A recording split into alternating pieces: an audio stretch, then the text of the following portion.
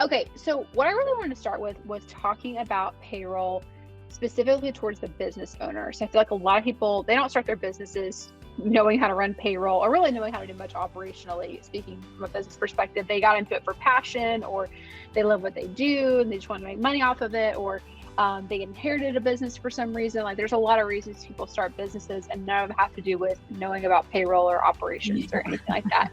So what are the kind of the first few things that you want to help somebody understand about the payroll cycle, help a business owner understand about what, you just don't know what you don't know. So what do you feel like most business owners don't fully understand, and some of the essentials they kind of need to know about the payroll cycle? Well, I feel like the first thing that kind of comes with running payroll is knowing the states that you're processing in. Every state is very different and has a lot of different rules and regulations and must-haves and things that you don't really have to do. From someone that's processing in a very small state like Illinois or Indiana versus like California, New York, it's a beast to kind of handle. So one thing that I always recommend is that clients understand how their state operates. Um, the ifs, the must-haves, the don'ts do, like the don't do's. Those things are super important to keep in mind. And then once you kind of know what your state requirements are, and then you kind of match to like what your business, how your business is going to operate, then you can kind of figure out which way you're going to go. A lot of businesses, when they're a lot smaller or don't have as much exposure when it comes to like workers' comp and things like that, you can kind of pick places like QuickBooks and smaller companies that are simple, just process a check. It just gets a little bit more detailed once you are getting into industries that you kind of have to expand out to when it comes to coverage wise and claims and things like that. So thinking about like a payroll schedule, you definitely want to make sure that you're paying someone within the state requirements, whether that's 7 business days after the pay period end dates, or you can pay it on a monthly basis. Some states just don't have too many requirements, and some you have to pay like right away. So how does that, sort of as an offshoot of that, how does that start to come into play if you're a remote, like a virtual company, you have a hybrid workforce, so your employees could be in several different states, or even if you're a brick and mortar business, but you're still in multiple states? How does that all sort of play into payroll, I guess? So it really depends on the states. Every state kind of has state to state regulations. So if you're working in one state, like say that you're primarily domiciled in Texas, Texas is a very easy state to kind of look at just because they don't have as many requirements. They don't have state taxes and things like that. But if you were domiciled in Texas and you had people that were working in California and people that are working in, Florida or New York or whatever the case is, let's say it's like a trucking company, you want to pick the state that has the most regulations and kind of use that across the board. You can always do per state guidelines and recommendations, but then you're not just looking at payroll. You're looking at employee laws. You're looking at labor laws. You're looking at handbooks. Every state's different when it comes to PTO, when it comes to paid time off and things like that. So now you're looking at not just one company-wide process. Now you're going to have to kind of adjust to those states.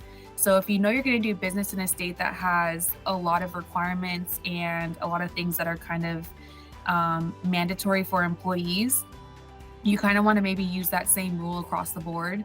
A lot of clients don't like that answer, and it's completely up to them, however you want to do it. But it really kind of makes things sticky and could prolong that first initial employee relationship because of all the different guidelines. And if you have people that are moving within different states, then now you're looking at having to cover all different states rather than just having one company-wide policy that covers all states no matter what. So would you recommend, when that's the case, do you recommend take this, however many states you're in, let's say it's in 5 states, of those 5, whoever has the most amount of regulation and rules, that becomes your company-wide policy because you know you're covered in that state, and every other state's gonna be fine too because they have less regulation. So you're covered, and basically to make it simpler. Yeah, so what we see the most is we always recommend that. But what we'll find is that when we have clients that are in, more than 2 to 3 states, they'll tend to do the same pay period, so the same processing schedule as far as when employees get paid, because majority of states are normally 7 days after the pay period. You don't really have too many that are going to say on a semi-monthly basis you have to pay them. They kind of all kind of run within that 7 day processing time. So they'll stick with the same payroll schedule, but when it comes to like PTO, they'll have different PTO plans. Because some states don't require you to give sick time, or some states don't require you to put vacation or to offer vacation to certain employees. So what they'll do is they'll have, one or two different PTO plans. Mostly, honestly, when you get to California is probably the craziest state. So they'll have a California plan on its own, and then they'll have another plan that kind of covers all their other states. So that's what we see majority of the time when clients try to use the highest state regulations across the board. They'll just kind of split up the things that they don't absolutely have to do. But when it comes to processing and the payroll schedules and the check dates and stuff, they keep that across the board. Got it. Anything else that business owners should know about the cycle itself? So we've talked a lot about state regulation. We've talked about making sure that you're being in accordance with like your highest state regulations that your business operates in, making sure that you're abiding by those cycle rules that are specific to the state. Any other general best practices that aren't necessarily tied to the state itself? No, not so much. It's really just how you want to pay. I mean, you have a lot of different options. You can pay people by day, all the way up to monthly. Um, all states and payroll are no more than a month timing as far as when you work.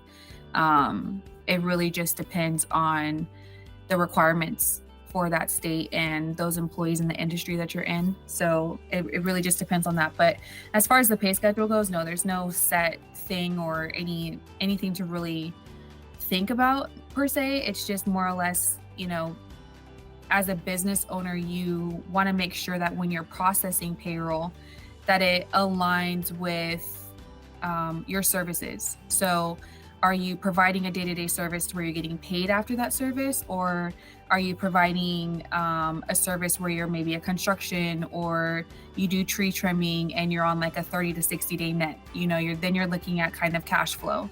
So does it work better if you're processing payroll weekly? Does it work better if you're processing payroll bi-weekly? It really goes within how your company is structured.